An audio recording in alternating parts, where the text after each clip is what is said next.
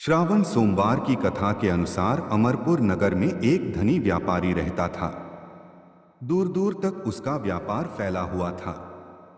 नगर में उस व्यापारी का सभी लोग मान सम्मान करते थे।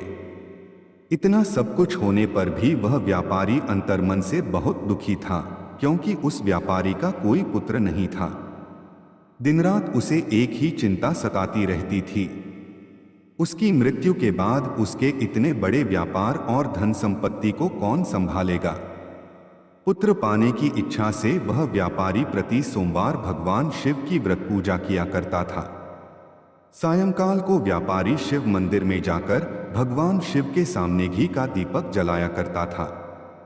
उस व्यापारी की भक्ति देखकर एक दिन पार्वती जी ने भगवान शिव से कहा, हे प्राणनाथ, यह व्यापारी आपका सच्चा भक्त है। कितने दिनों से यह सोमवार का व्रत और पूजा नियमित कर रहा है। भगवान, आप इस व्यापारी की मनोकामना अवश्य पूर्ण करें।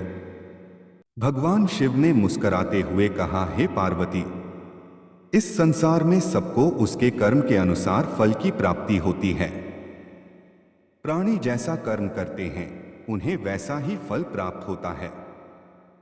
इसके बावजूद पार्वती जी नहीं मानी। उन्होंने आग्रह करते हुए कहा, नहीं प्राणनाथ, आपको इस व्यापारी की इच्छा पूरी करनी ही पड़ेगी। यह आपका अनन्य भक्त है। प्रति सोमवार आपका विधिवत व्रत रखता है और पूजा अर्चना के बाद आपको भोग लगाकर एक समय भोजन ग्रहण करता है। आपको इसे पुत्र प्राप्ति का वरदान देना ही होगा। पार्वती जी का इतना आग्रह देखकर भगवान शिव ने कहा, तुम्हारे आग्रह पर मैं इस व्यापारी को पुत्र प्राप्ति का वरदान देता हूं, लेकिन इसका पुत्र 16 वर्ष से अधिक जीवित नहीं रहेगा। उसी रात भगवान शिव ने स्वप्न में उस व्यापारी को दर्शन देकर उसे पुत्र प्राप्ति का वरदान दिया और उसके पुत्र के 16 वर्ष तक जीवित रहने की बात भी बताई। भगवान के वरदान से व्यापारी को खुशी तो हुई, लेकिन पुत्र की अल्पायु की चिंता ने उस खुशी को नष्ट कर दिया। व्यापारी पहले की तरह सोमवार का विधिवत व्रत करता रहा। कुछ महीने पश्चात उसके घर अति सुंदर पुत्र उत्पन्न हुआ। पुत्र जन्म से व्यापारी के घर में खुशियां भर गईं। बहुत धूमधाम से पुत्र जन्म का समारोह मनाया गया। व्यापारी को पुत्र जन्म की अधिक खुशी नहीं हुई, क्योंकि उसे पुत्र की अल्प आयु के रहस्य का पता था।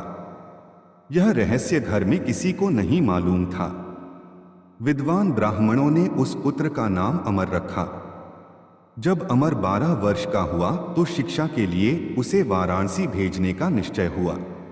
व्यापारी ने अमर के मामा दीपचंद को बुलाया और कहा कि अमर को शिक्षा प्राप्त करने के लिए वाराणसी छोड़ आओ। अमर अपने मामा के साथ शिक्षा प्राप्त करने के लिए चल दिया। रास्ते में जहां भी अमर और दीपचंद रात्रि विश्राम के लिए ठहरते, वहीं यज्ञ करते और ब्राह्मणों को भोजन कराते थे। लंबी यात्रा के बाद अमर और दीपचंद एक नगर में पहुंचे।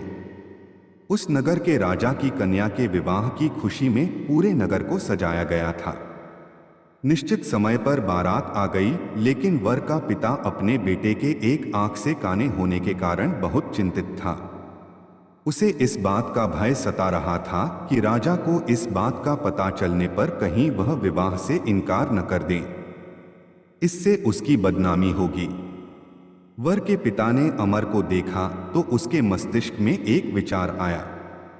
उसने सोचा, क्यों न इस लड़के को दूल्हा बनाकर राजकुमारी से विवाह करा दूं। विवाह के बाद इसको धन देकर विदा कर दूंगा और राजकुमारी को अपने नगर में ले जाऊंगा।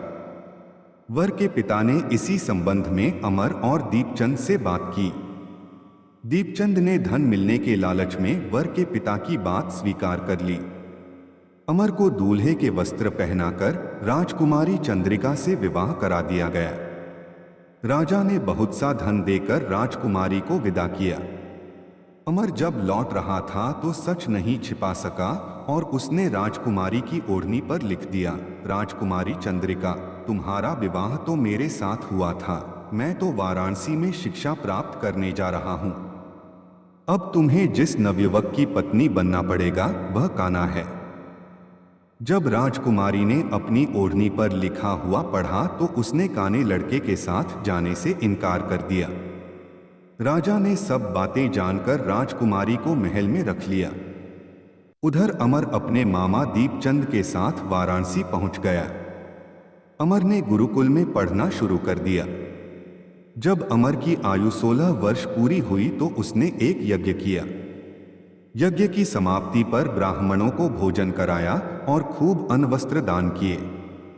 रात को अमर अपने शयन कक्ष में सो गया। शिव के वरदान के अनुसार शयनावस्था में ही अमर के प्राण पखेरु उड़ गए। सूर्योदय पर मामा अमर को मृत देखकर रोने पीटने लगा। आसपास के लोग भी एकत्र होकर दुख प्रकट करने लगे। मामा के रोने विलाप करने के स्वर समीप से गुजरते हुए भगवान शिव और माता पार्वती ने भी सुने। पार्वती जी ने भगवान से कहा, प्राणनाथ, मुझसे इसके रोने के स्वर सहन नहीं हो रहे। आप इस व्यक्ति के कष्ट अवश्य दूर करें। भगवान शिव ने पार्वती जी के साथ अदृश्य रूप में समीप जाकर अमर को देखा तो पार्वती जी से बोले, पार्वती, यह तो उसी व्यापारी का पुत्र है। मैंने इसे 16 वर्ष की आयु का वरदान दिया था।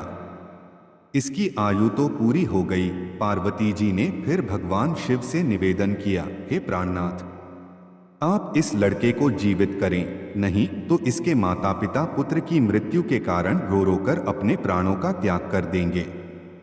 इस लड़के का पिता तो आपका परम भक्त है। वर्षों से सोमवार का व्रत करते हुए आपको भोग लगा रहा है।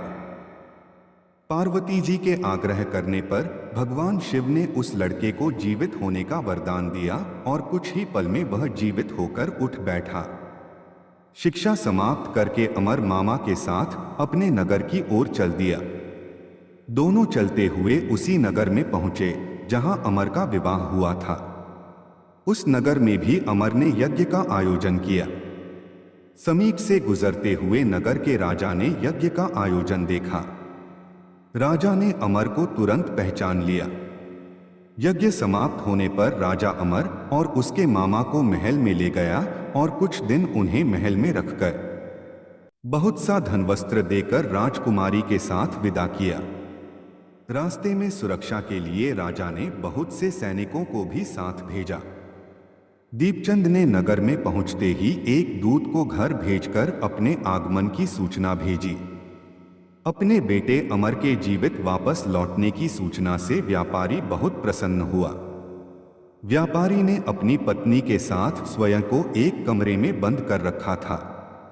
भूखे प्यासे रहकर व्यापारी और उसकी पत्नी बेटे की प्रतीक्षा कर रहे थे। उन्होंने प्रतिज्ञा कर रखी थी कि यदि उन्हें अपने बेटे की मृत्यु का समाचार मिला तो दोनों अपने प्राण त्याग देंगे। व्यापारी अपनी पत्नी और मित्रों के साथ नगर के द्वार पर पहुंचा।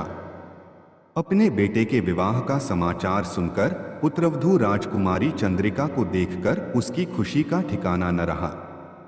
उसी रात भगवान शिव ने व्यापारी के स्वप्न में आकर कहा, हे श्रेष्ठी, मैंने तेरे सोमवार के व्रत करने और व्रत कथा सुनने से प्रसन्न होकर तेरे पुत्र को लंबी आयु प्रदान की है। व्यापारी बहुत प्रसन्न हुआ। सोमवार का व्रत करने से व्यापारी के घर में खुशियां लौट आईं। शास्त्रों में लिखा है कि जो स्त्री पुरुष सोमवार का विधिवत व्रत करते और व्रत कथा सुनते हैं, उनकी सभी इच्छाएं पूरी होती हैं।